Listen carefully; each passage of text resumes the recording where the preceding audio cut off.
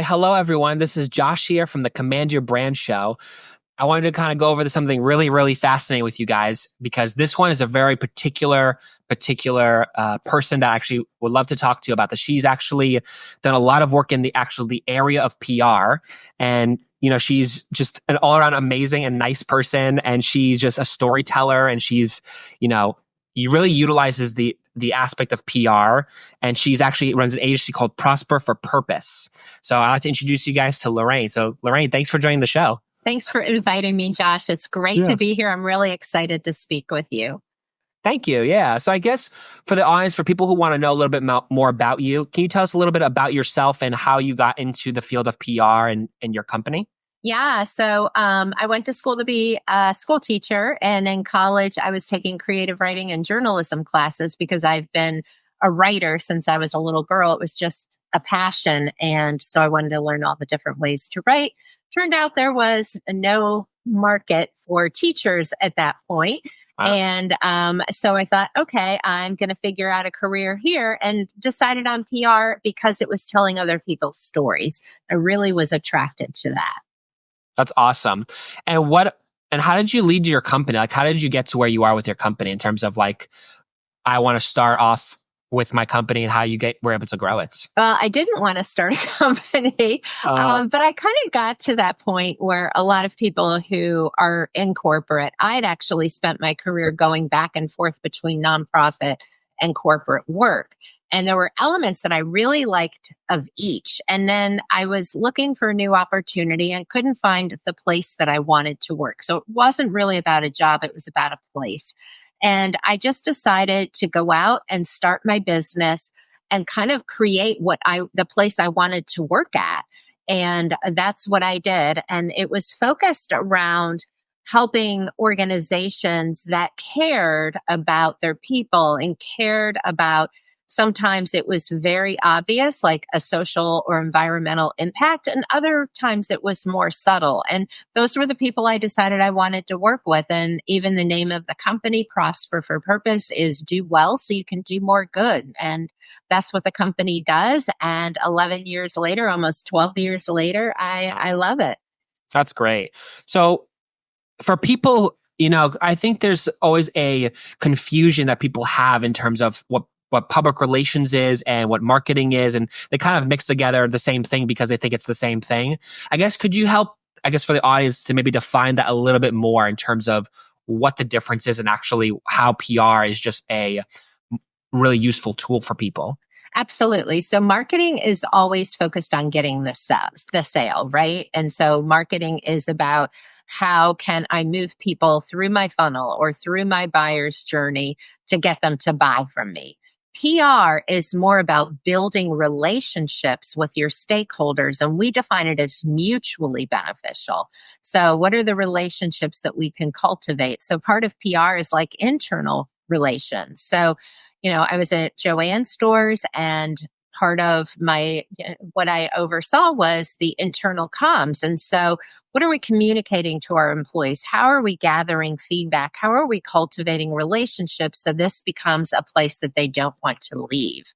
So I think that's the big difference. Also out in the world, when it comes to publicity, which is how most people think about PR, even though that's not completely accurate, but out in the world, when you're using PR to get in the media, it's usually about a specific product or service. So like, hey, we are just developed this new product we're sharing with the world. That's newsworthy. So those are some of the big differences between the two. Yeah. I think it's kind of interesting you mentioned that, because a lot of people that come to us at Command Your Brand is they want to get on podcasts to get more revenue in, because they're like, oh, well, this is because PR and marketing are all the same thing. Like we got as much marketing as we can. But it's really interesting that you put that, because, getting on podcasts, for example, is not just, it is some marketing in that you can use, but not really. It's sort of the PR aspect of getting yourself known, and really that whole idea about that. You know what I mean? So yeah, here's something that makes it really easy. Marketing is generated and PR is mostly earned. That's the difference. And it's a long game. And so, it's something that people have to decide they're investing in for the long term, not the short term. Right. And I think it's cool because, like, PR is just such a fascinating thing for me because, I look at some of the great CEOs around the world, like what they've done in terms of like the public relations work they've done, and they actually gotten so much bigger because of it, because of the PR. Not just, I'm sure there's a marketing side to it, but more it's the PR side of how actually they grow wealth and grow their companies because of it. Right. You know? Yeah, absolutely. Yeah. So what do you think is for people who are listening, people want more information in terms of how can PR benefit me? Like, what would you say to people in terms of PR? Like, how could they use PR? How can they actually do it to a point where it's actually making them grow? You know what I mean? Yeah, absolutely. So PR starts with how you position yourself in the marketplace. It overlaps with branding there. So brand messaging sets the stage for PR, another area that completely overlaps with the ones we're talking about. And Yeah. so what do you want the world to know about you? What are, let's say, the 5 key messages? Not that you're going to repeat them verbatim, but you build your content around that. And then with PR, so say that we're leading with our values being one of our core messages. So how are you living your values? Well, now we've decided that our company is going to devote 10% of our annual profits to this environmental cause. Well, that's PR newsworthy, right? And so you can use that to pitch podcasts, to pitch media interviews, to pitch printed publications, whatever you want. And that is story worthy. So PR, you have to have kind of a newsworthy story, which can also be an idea. So a lot of times you'll see people like they publish a book. And so they Right. say, this is my methodology. It's my intellectual property, started from this idea, this gap I saw in the market.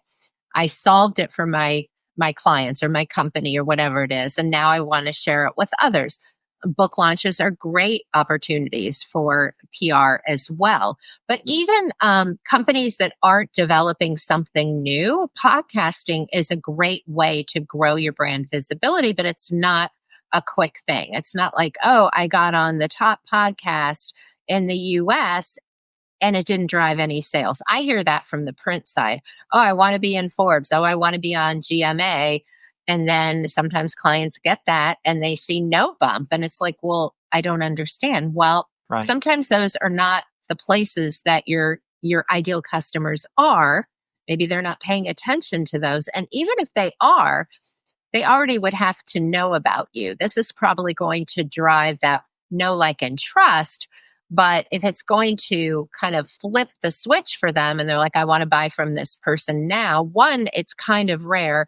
And two, it typically happens when they've seen things about that brand consistently. And maybe it's that particular story that gets them to go to the website and make a purchase. Totally.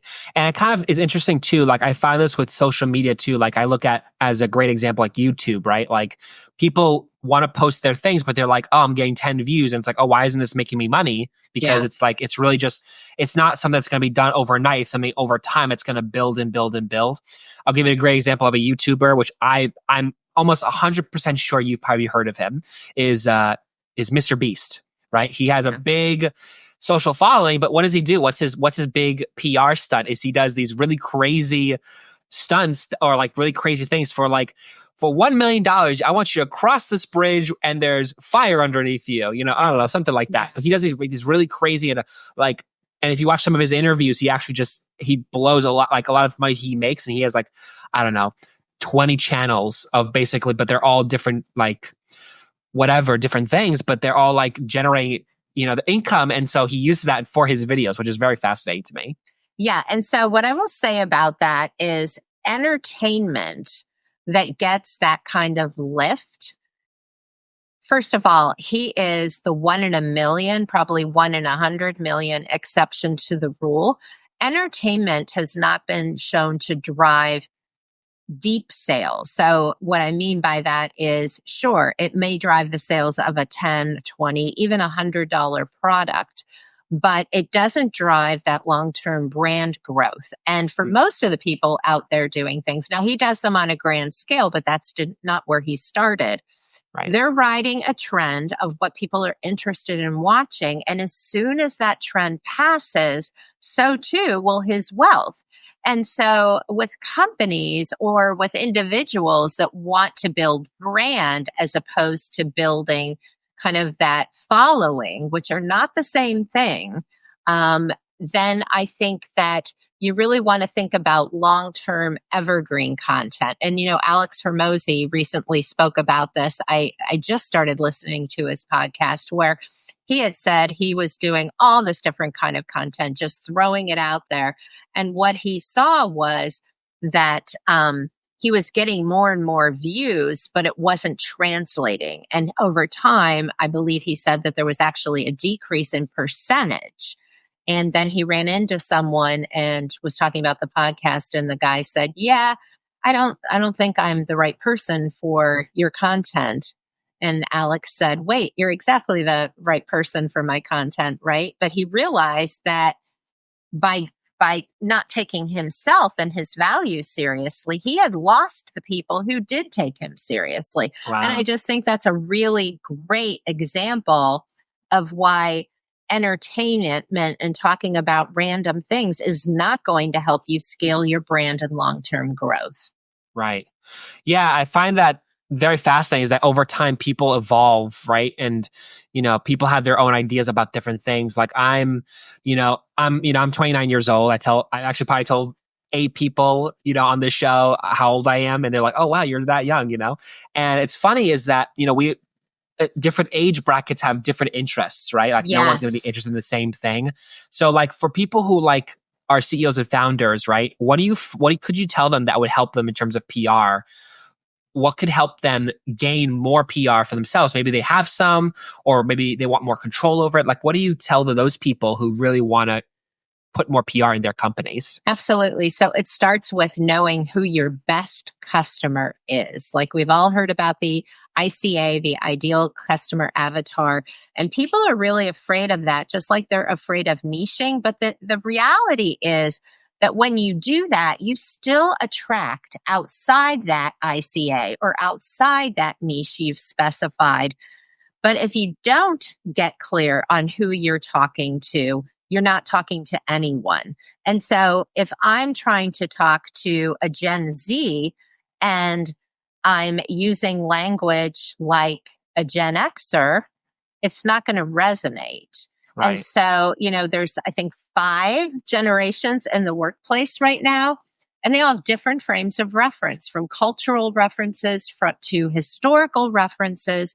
You need to be aware of that. So if I say, okay, I'm in retirement living and I'm focusing not on maybe the baby boomers, but I'm focusing on the millennials to early Gen Xers, because they're the ones helping their parents find the right place. And they're going to be easier to reach on digital media. Now, I'm just totally making this up, but it's probably true, everything I said. So then I'm going to pivot how I create content to appeal to that millennial. So that's why this is really important, and why you can't take it at face value and think, oh, retirement homes, I'm talking to, probably mostly boomers or even people before them. There's people from the greatest generation who are, looking for retirement homes. So how do I be really clear that while they're the people who will end up making the final decision, they're not the people who will make the decision on these are the 3 places we're going to look at together. Yeah. That's so interesting because, one of the things that I know people have a hard time with, is like the social media aspect, because, there's just so many people on social media and you don't really know what's working or not until you actually try it. So I think it's right. what's really good is that, you have different types of, what you mentioned was different generations of people that work and they're on their phones or whatever. They're scrolling through TikTok, Instagram, and in terms of a PR standpoint, what do you see that's going in terms of social media and the PR realm? Yeah. So I have to confess, I did something really drastic this year. I took 4 months off of Instagram, 4 months. Wow. That's So intense. yeah. I have over 7,000 followers and, I'm just starting back up. It'll be interesting to see, but I needed to do it for my soul because I didn't feel like it was it's my personal Instagram. And I just didn't feel like sharing all the time for a Yeah. while. I felt like I needed to focus it more internally. But what I will say is now that I've taken more than a quarter off, you need to be consistent. And so I tell everyone, no matter what you're trying, give it 3 months and look at the data. So we do a marketing scorecard. We actually offer that free through our website that tells you, and it only tracks organic because we only do organic. But if you wanted to add to it, you certainly could.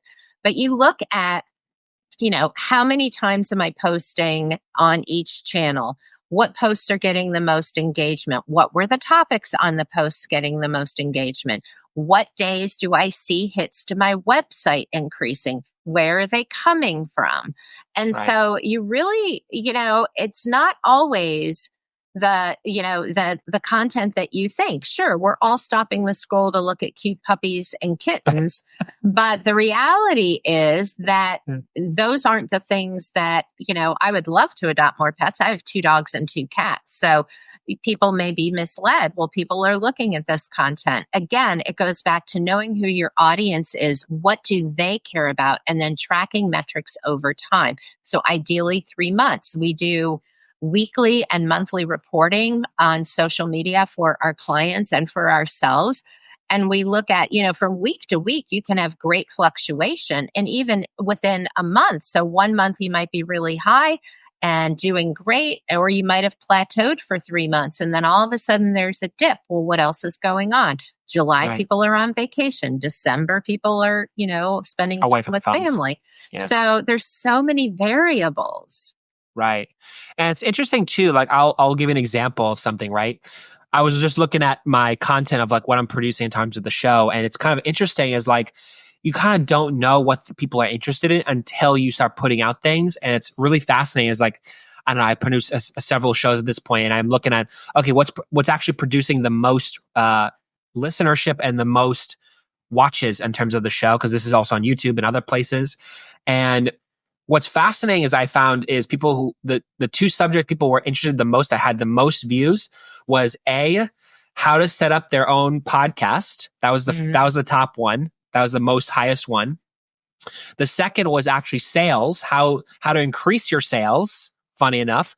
And 3 is how to balance the work life as the CEO founder. It's funny. So it's kind of interesting that now it's sort of kind of over time, like what you mentioned, like you give it several months, 3 months, right? And it's like you can kind of visually see statistically where everything is at. And I think that's so important. What you mentioned is that, you don't know who your audience is until, you can obviously pick some people, but, you may not be realized. Let's say, for example, I had a guy who's, a chiropractor and he likes to work on older people, but then like all of a sudden you had the Generation Z and maybe a little younger people even want to check out his stuff and they love that the chiropractic stuff and it's like, wow, I have a big audience now in this field. So it's very interesting that you mentioned that. Yeah, absolutely. Yeah, I kind of really appreciate that too because that kind of gives me confirmation about that. Yeah, it's true. You go back and you look at, I go back and look at my podcast too. And to this date, a podcast, this is my 3rd year and we're almost at the end of the year. My top guest podcast was someone who spoke about being lonely as an entrepreneur and what you can do about that. And, that continues to resonate because I've had many guests since then and people are still going back and finding that episode. So you do want to look at the overall trends are most important. But if you're looking at what do people care about, my top downloaded episodes, hands down, are when I talk about writing. Well, I'm a writer, I'm a storyteller, but when I relate it to other things, I just don't get quite the listeners that I do when I just talk about different kinds of writing. Yeah. So it's really important to take the long-term trend view, but also look at what pieces of content are really driving engagement from the people that you want to serve. Right. Do you think it has to do with where we post them in terms of social media, or do you think it's more of a what we're posting? I think it's both. So, I know that I get a lot of engagement on Instagram, and when I teach, a lot of people will show up, but they're not my company clients. Mm-hmm. My company clients find me through referrals on search and on LinkedIn. So that's important too. Where are people coming from? And then your content. So if I know that the people on my LinkedIn are more likely to buy a course or come to a workshop I'm hosting, then I should post more about that and not necessarily case studies of companies that I've worked with. So I do think it is both. Yeah, I know, because I'm not part of this generation. I've never grew up in that. There's the social media Snapchat, which I've definitely never been part of, and I always find it's the hardest thing to actually get. But I know a lot of young people who, I sometimes work with are on that, and I'm like, I have no idea how to use it. I think it's just I don't know which generation it ends off or starts off with, but that's the one I find the hardest time with. YouTube, I've been around enough to know where it started, how it grew, and a lot of other things. Like if you remember, there's MySpace, which I was just kind of, just starting to be around. Like I was going to say, were you even around for MySpace? That's wild. Yeah. So it's like the generational thing, what you mentioned, that, and it really comes down to who do you love to work with? Because I find that, exactly. Who you love to work with and finding where they actually hang out. It's kind of like, I kind of look at it this way, like you kind of go, if you're at a party, you're going to find which kids you resonate with. You kind of go with them because that's who you resonate or who you work with. You like working with the most, Yeah, 100%. And I love that you said that, because the other thing is, when you get really clear on who you love to work with, and, when you run a business that continues to be distilled down, right? And so who I thought I was going to love working with became more and more narrowly focused, because there's people that are doing good in the world, but they don't have a lot of value for marketing. And they'll say, although they learn, like, well, I don't really like marketing. It's a necessary evil. I found those are not my people. They may be doing great things, but if I'm not going to have a seat at the table and be part of the whole process, that because I need to hear their corporate goals and have that trust relationship. And if they already don't like what I'm bringing to the table, let somebody else have that client. That is not my person, right? I want it to be mutual respect. So I think that's really important. So if you follow who you're passionate about serving, your content will be better because you're paying attention. And you can also narrow the amount of time and channels of social media that you're on, because your ideal clients aren't on every channel, right? They're going to different clients, and you have more than one ICA, but always start with one, the power of one. They're just not there. So where are your ideal clients? What do they want to hear from you? Double down on that until you build success around there, and then expand. Yeah. Do you find, I know some people have a hard time breaking out of this, do you find people have a hard time niching down their actual specific things in terms of what they are looking for? Yeah. So you mean like clients coming in? Or even just people who you want to attract. Let's say, maybe your audience is too general. Like, I want young people. Okay. Like, and you niche it down. It's sort of like, how do you actually niche it down? Like, what do you say to, I guess, for people, how would you help with niching down a product or even just a service? Yeah. So I'm a big believer in focus groups and surveys. And also just the one-to-one calls. I worked with several organizations where I talked to 50 different people on Zoom, asked them the same questions, but really then asking the same base questions allowed me to ask other questions like, oh, it's interesting you answered like that. Did you mean this? So I think getting the data and really understanding who you're talking to. So I think I want to talk to young people because I want to talk to, let's say, kids 12 to 15, because I'm selling some toy or app or something like that. I am going to want to get in a room full of kids that age and have them test out that app and give me feedback and tell me how they would describe it. Then I want to curate all of that knowledge, and I want to take the key phrases that they used and put that into my marketing. Then I also want to consider, okay, these kids want to download the app, but if they're between 12 and 15, the parents are going to most likely, I think, I don't know, I don't have any 12 to 15-year-olds at this point, but they're going to have a say. They're going to want to have a say in that as well. Yeah. So I think it just, people mostly just want to hurry and get the result. But the reality is it's like building a house. If you don't put in the right foundation, the house is not going to stand. And the same is true in your branding, your PR, and your marketing. You've got to get the foundation right. Right. So for people like that are listening to this, who are CEOs and founders, and just they're overall trying to, some of them are trying to figure out how to actually build it, how to actually start. So you mentioned about the foundation, like there has to be a foundation before actually building something. Yeah. What do you think are like the 4 main things you think in order to have that foundation as a business or even just running a business? Like, what do you think the main foundation is? Yeah, I think that you need to start with why you started your company. So so let me give you the 4 that I would say, and then I'll just give you a quick illustration. Yeah. So why did you start your business? Like, and there's levels of why. So we just keep asking why till we get to the core truth. And then, it's pretty much never articulated on their website or anywhere else. So they're like, my marketing isn't working. And I interview them and it's like, well, this is why your marketing isn't working. What is the kind of like your unique value proposition? So, and how we get there is, what was the gap in the market? Why did you think you were uniquely qualified? What is the story that you're telling around that? So that's your positioning. So you have your why, you have your positioning, then, then you have the clear point on what it is you offer in terms of a transformation.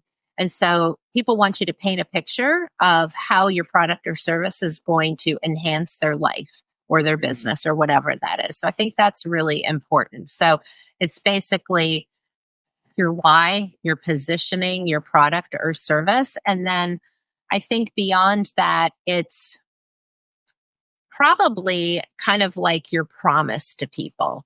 And so that goes with your unique value proposition. But, when I work with clients, I just did one for a divorce attorney. And the first thing that you see on her website is brighter futures. So when you go through divorce, you go through custody battles, you think things are going to only get worse, right? And so her kind of brand positioning promise is around brighter futures. So I think those 4 elements are really important as starting points. And most people have no idea. Most company leaders have no idea what those 4 are for them. Yeah. And then from there, everything else grows. Those are the seeds you plant. That's the foundation you build, and everything else goes on top of that. Yeah. I find it interesting too, is that when you're, building a business, right? And you're sort of trying to figure out your audience, and you're kind of, you're like, for me, like I post YouTube videos or like other things as well. And what's funny is sometimes it's the words that you say, especially in the titles. It makes such a big difference. Like you go, give an example. I think I had something like, where can we build? I don't even remember. It was the title that was just kind of a funky title that I kind of made it, and it kind of didn't bring a lot of attraction to it, And so when I had the title just change, I don't even remember what it was, but it just made a difference. It made a difference. Yeah, absolutely.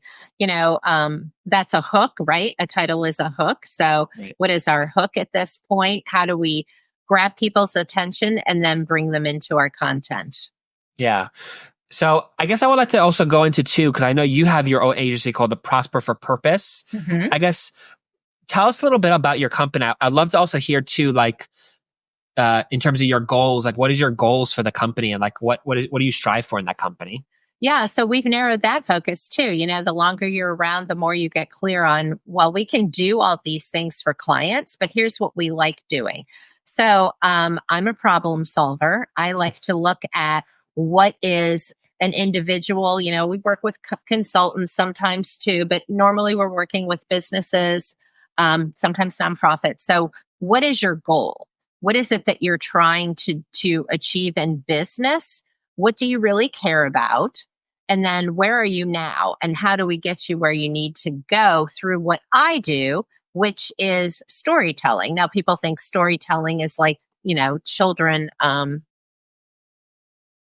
telling Books. stories, books and all of that. But really, it's what are your messages? Where are they? How are you positioning yourself in the market? We're really, really good at that. I would say that we are like top 1% writing. We're really good. That's a big, bold claim, but we continue to produce content for our clients and stories that really moves the needle, not overnight, but over the long term. We can get your website copy right. If we can look at how you're emailing, where are you reaching out to people? What messages are we sharing? That's where we really excel. Now, we're certified B Corp. We use business as a force for good, which means we measure our impact. So if we help the company do A, B, and C, then what is the impact for that company long term? So we go back and we, as best we can, we track all those metrics as part of making sure that our business not only closes a deal and leaves a mutually beneficial relationship, but what's the impact on the consumers? What's the impact on the people that nonprofit serve? So we really believe that communications can create a better, healthier system and help people connect with the people that they want to serve. And that's really the win-win at the end of the game. So I would say we excel in strategic storytelling. And we're writers. And so we really love doing that and getting to the juicy bits and turning those into stories that really change minds and behaviors. Wow.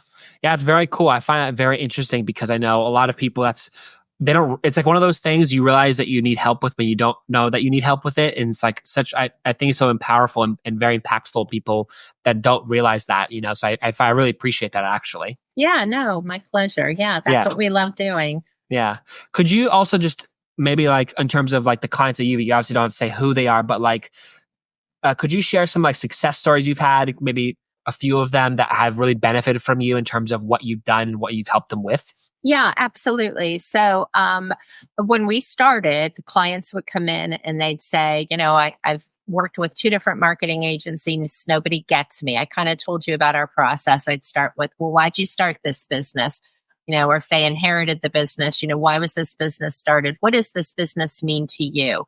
And then I would say, so where is that reflected in your marketing? So what we really do is we work with clients that really have a passion for impact, and they may define it differently, but that's what it boils down to. We worked with a client that was doing peer recovery services. So basically, that's very close to the name, but that's okay. Their case study is on the website. So they were a business, not a nonprofit, and they were doing peer-to-peer support for people recovering from alcohol and other addiction.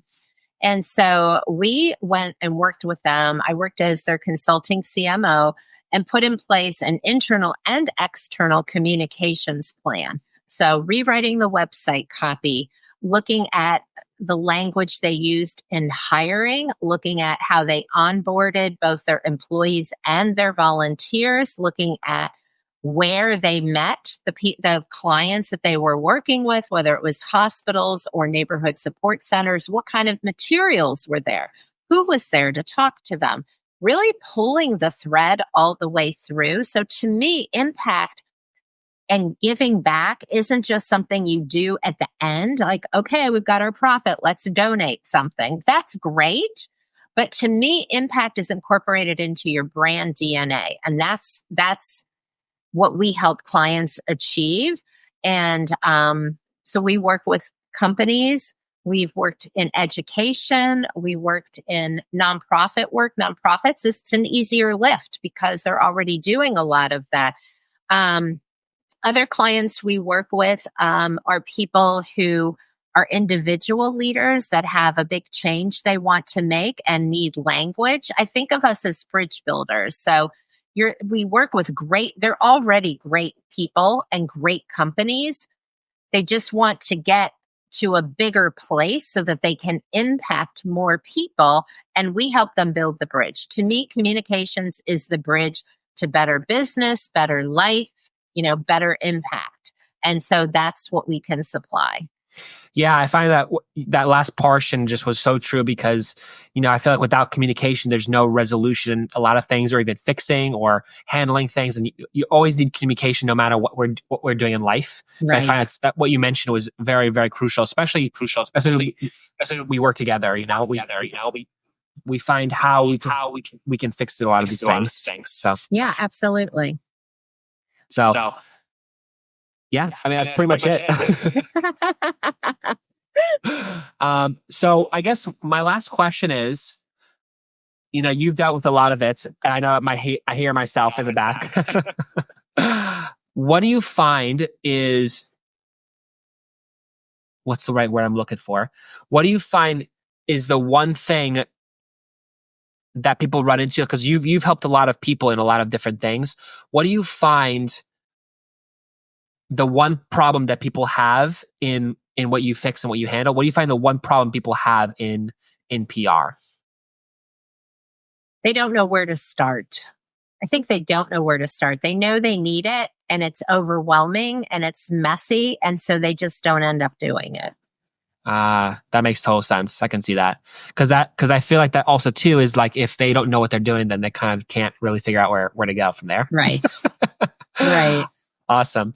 Well, I really appreciate the time that you've given me, and obviously the opportunity to actually talk to you about PR and how PR can help benefit other people, especially any company that they work with, whether they're work from home, whether they're, whatever, in any company that they can work in, they always have to have PR in that company. So I really appreciate the time that you've given me and just asking questions. I'm sure people want to know all the PR things about, how they can improve it, how can they make their business better, So I guess my last question is, so for people who want to know more about you and kind of get to know you, or even reach out to you, like where is the best place they can, find out about you and reach out to you? Yeah, I'm on LinkedIn. That's where I am most of the time. So Lorraine Schuchart, right there. It's pretty easy to find. And then, of course, our website, prosperforpurpose.com. Awesome. Well, I really appreciate the time that you've given us, and just in terms of the, what we wanted to know about PR and just asking questions, which is really, really helpful. I really appreciate the time you guys are listening. Also, for people who are CEOs and founders, or people who want to build their own business, she's definitely a very good expert in the field of PR. And of course, I thank you guys for joining us for this episode. If you guys like and want to subscribe to us, you definitely should and can. And of course, if you want to check out, we also have a lot of different services at Command Your Brand, between a masterclass, a free podcast episode, and even, we actually have courses that we deliver there as well to learn how to be a podcaster or a guest speaker. So definitely join us, and definitely thank you. I thank you for joining us for our show. And I thank you, Lorraine, for joining our show. And we'll see you in the next one.